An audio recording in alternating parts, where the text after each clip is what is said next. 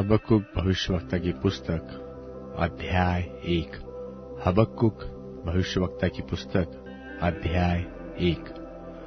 भारी वचन जिसको हबक्कुक नबी ने दर्शन में पाया। हे यहोवा, मैं कब तक तेरी दुहाई देता रहूंगा और तू न सुनेगा? मैं कब तक तेरे सन्मुख उपद्रव उपद्रव चिल्लाता रहूंगा और क्या तू उद्धार नहीं करेगा?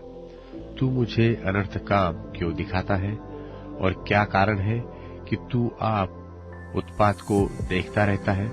और मेरे सामने लूटपाट और उपद्रव होते रहते हैं और झगड़ा हुआ करता है और वाद विवाद बढ़ता जाता है। इसलिए व्यवस्था ढीली हो गई और न्याय कभी नहीं प्रकट होता। दुष्ट लोग धर्मी को घेर लेते हैं, सो न्याय का खून हो रहा है। अन्य जातियों की ओर चित्त लगाकर देखो और बहुत ही चकित हो, क्योंकि मैं तुम्हारे ही दिनों में ऐसा काम करने पर हूँ कि जब वह तुमको बताया जाएगा तो तुम उसकी प्रतीति न करोगे।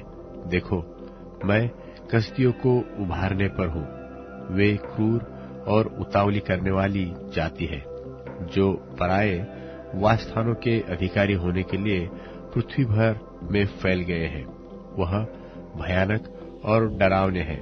वे आप ही अपने न्याय की बड़ाई और प्रशंसा का कारण है, और उनके घोड़े चीतों से भी अधिक वेग चलने वाले हैं, और सांझ को अहेर करने वाले हुंडारों से भी अधिक क्रूर हैं, और उनके सवार दूर दूर तक कूदते फांदते आते हैं।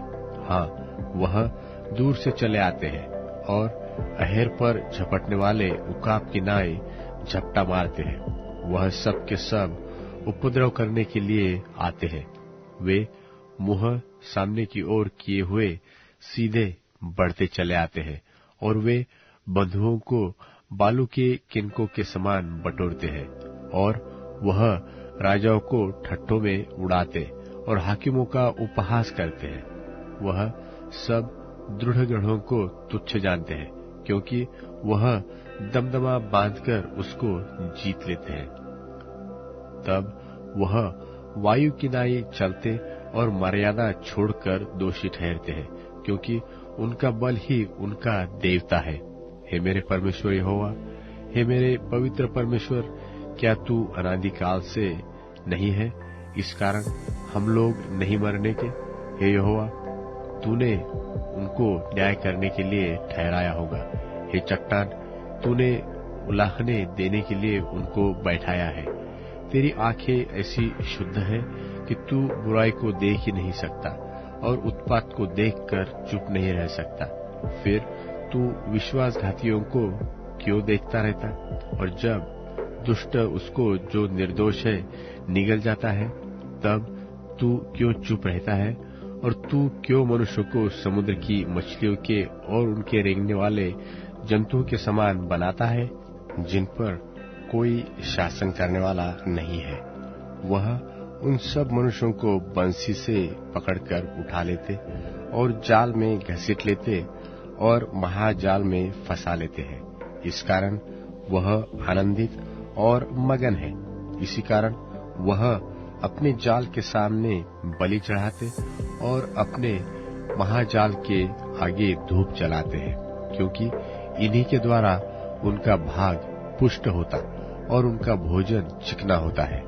परंतु क्या वह इस कारण जाल को खाली करने और जाति जाति के लोगों को लगातार निर्दयता से घात करने से हाथ न रोकेंगे? हबक्कुक भविष्यवक्ता की पुस्तक अध्याय 2। हबक्कुक भविष्यवक्ता की पुस्तक अध्याय 2। मैं अपने पहरे पर खड़ा रहूंगा और गुम्मट पर चढ़कर ठहरा रहूंगा और ताकता रहूंगा कि देखो कि मुझसे वह क्या कहेगा, और मैं अपने दिए हुए उल्हाने के विषय क्या उत्तर दूं। यहोवा ने मुझसे कहा, दर्शन की बातें लिख दे, वरन पटियाओं पर साफ साफ लिख दे, ताकि दौड़ते हुए भी वे सहज से पढ़ी जाए, क्योंकि इस दर्शन की बात नियत समय में पूरी होने वाली है। वरन इसके पूरे होने का समय वेग से आता है और इसमें धोखा न होगा। चाहे इसमें विलंब हो तो भी उसकी बाट जोहते रहना, क्योंकि वह निश्चय पूरी होगी और इसमें देर न होगी। देख, उसका मन फुला हुआ है, उसका मन सीधा नहीं है, परंतु धर्मी अपने विश्वास के द्वारा जीवित रहेगा। फिर दाख मधु से धोखा होता है। अहंकारी पुरुष घर में नहीं रहता और उसकी लालसा अधोलोक किसी पूरी नहीं होती, और मृत्यु की नाई उसका पेट नहीं भरता। अर्थात वह सब जातियों को अपने पास खींच लेता और सब देशों के लोगों को अपने पास इकट्ठे कर रखता है। क्या वे सब उसका दृष्टांत चलाकर और उस पर ताना मारकर न कहेंगे कि हाय उस पर जो पराया धन छीन छीन कर धनवान हो जाता है? कब तक? हाय उस पर जो अपना घर बंधक की वस्तुओं से भर लेता है। क्या वे लोग अचानक न उठेंगे जो तुझसे ब्याज लेंगे? और क्या वे न जागेंगे जो तुझको संकट में डालेंगे? और क्या तू उनसे लूटा न जाएगा? तूने जो बहुत सी जातियों को लूट लिया है, सो सब बचे हुए लोग तुझे भी लूट लेंगे। इसका कारण मनुष्यों की हत्या है और वह उपद्रव भी जो तूने इस देश और राजधानी और इसके सब रहने वालों पर किया है। हाय उस पर जो अपने घर के लिए अन्याय से लाभ का लोभी है, ताकि वह अपना घोंसला ऊंचे स्थान में बनाकर विपत्ति से बचे। तूने बहुत सी जातियों के घर को काटकर अपने लिए लज्जा की युक्ति बांधी और अपने ही प्राण का दोषी ठहरा है, क्योंकि घर की भीत का पत्थर दुहाई देता है और उसके छत की कड़ी उनके स्वर में स्वर मिलाकर उत्तर देती है। हाय उस पर जो हत्या करके नगर को बनाता और कुटिलता करके गढ़ को दृढ़ करता है। देखो, क्या यह सेनाओं के यहोवा की ओर से नहीं होता कि देश देश के लोग परिश्रम तो करते हैं, परंतु वह आग का कौर होते हैं, और राज्य राज्य के लोगों का परिश्रम व्यर्थ ही ठहरेगा, क्योंकि पृथ्वी यहोवा की महिमा के ज्ञान से ऐसी भर जाएगी जैसे समुद्र जल से भर जाता है। हाय उस पर जो अपने पड़ोसी को मदिरा पिलाता और उसमें विष मिलाकर उसको मतवाला कर देता है कि वह उसको नंगा देखे। तू महिमा की संति अपमान ही से भर गया है। तू भी पी और अपने को खतनाहीन प्रकट कर। जो कटोरा यहोवा के दाहिने हाथ में रहता है, सो घूमकर तेरी ओर भी जाएगा और तेरा विभव तेरी छाट से अशुद्ध हो जाएगा, क्योंकि लबानोन में तेरा किया हुआ उपद्रव और वहां के पशुओं पर तेरा किया हुआ उत्पात, जिससे वे भयभीत हो गए थे, तुझ पर आ पड़ेंगे। यह मनुष्यों की हत्या और उस उपद्रव के कारण होगा जो इस देश और राजधानी और उसके सब रहने वालों पर किया गया है। खुदी हुई मूरत में क्या लाभ देखकर बनाने वाले ने उसे खोदा है? फिर तू झूठ सिखाने वाली और ढली हुई मूरत में क्या लाभ देखकर ढालने वाले ने उस पर इतना भरोसा रखा है कि न बोलने वाली और निकम्मी मूरत बनाए? हाय उस पर जो काठ से कहता है कि जाग, व अबोल पत्थर से कि उठ, क्या वह सिखाएगा? देखो, वह सोने चांदी में मड़ा हुआ तो है, परंतु उसमें आत्मा नहीं है। यहोवा अपने पवित्र मंदिर में है, समस्त पृथ्वी उसके सामने शांत रहे। हबक्कुक भविष्यवक्ता की पुस्तक अध्याय 3। हबक्कुक भविष्यवक्ता की पुस्तक अध्याय 3। हबक्कुक नबी की प्रार्थना। शिग्योनित रीति पर। हे यहोवा, मैं तेरी कीर्ति सुनकर डर गया। हे यहोवा, वर्तमान युग में अपने काम को पूरा कर।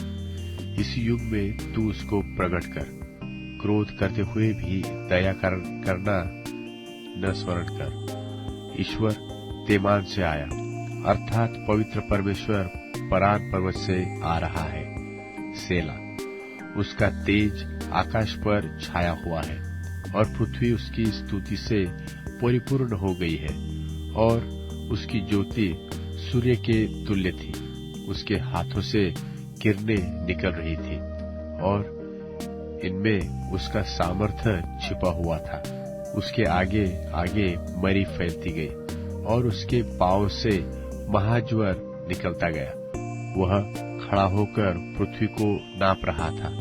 उसने देखा, और जाति जाति के लोग घबरा गए, और सनातन पर्वत चकनाचूर हो गए, और सनातन की पहाड़ियां झुक गई। उसकी गति अनंत काल से एक सी है। मुझे कुशान के तंबू में रहने वाले दुख से दबे दिखाई पड़े, और मिद्यान देश के डेरे डगमगा गए। हे यहोवा, क्या तू नदियों पर रिसियाया था? क्या तेरा क्रोध नदियों पर भड़का था?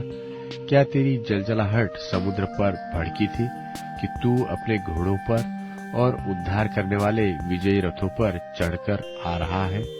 तेरा धनुष खोल में से निकल गया। तेरे दंड का वचन शपथ के साथ हुआ था। तूने धरती को नदियों से चीर डाला। पहाड़ तुझे देखकर कांप उठे। आंधी और जल प्रलय निकल गए। गहरा सागर बोल उठा और अपने हाथों अर्थात लहरों को ऊपर उठाया। तेरे उड़ने वाले तीरों के चलने की ज्योति से और तेरे चमकीले भाले की झलक के प्रकाश से सूर्य और चंद्रमा अपने अपने स्थान पर ठहर गए। तू क्रोध में आकर पृथ्वी पर चल निकला। तूने जाति जाति को क्रोध से नाश किया, और तू अपनी प्रजा के उद्धार के लिए निकला। हाँ, अपने अभिषिक्त के संग होकर उद्धार के लिए निकला। तूने दुष्ट के घर के सिर को घायल करके उसके गले तक नेव को नंगा कर दिया। तूने उसके योद्धाओं के सिर को उसी की बर्छी से छेदा है। वे मुझको तितर बितर करने के लिए बवंडर की आंधी की नाई तो आए, और दीन लोगों को घात लगाकर मार डालने की आशा से आनंदित थे। तू अपने घोड़ों पर सवार होकर समुद्र से, हाँ, जल प्रलय से पार हो गया। यह सब सुनते ही मेरा कलेजा कांप उठा। मेरे ओठ थरथराने लगे, मेरी हड्डियां सड़ने लगी, और मैं खड़े खड़े कांपने लगा, ताकि मैं उस दिन की बाट शांति से जोहता रहूं जब दल बांधकर प्रजा चढ़ाई करे। क्योंकि चाहे अंजीर के वृक्षों में फूल न फूले और न दाखलताओं में फल लगे, और जलपाई के वृक्ष से केवल धोखा खाया जाए, और खेतों में अन्न न उपजे, और न तो भेड़शालाओं में भेड़ बकरियां रह जाए, और न थानों में गाय बैल, तो भी मैं यहोवा के कारण आनंदित और मगन रहूंगा, और अपने उद्धारकर्ता परमेश्वर के हेतु अति प्रसन्न रहूंगा। यहोवा परमेश्वर मेरा बलमूल है, और वह मेरे पांव हरिणों के समान बना देता है, और मुझको मेरे ऊंचे स्थानों पर चलाता है।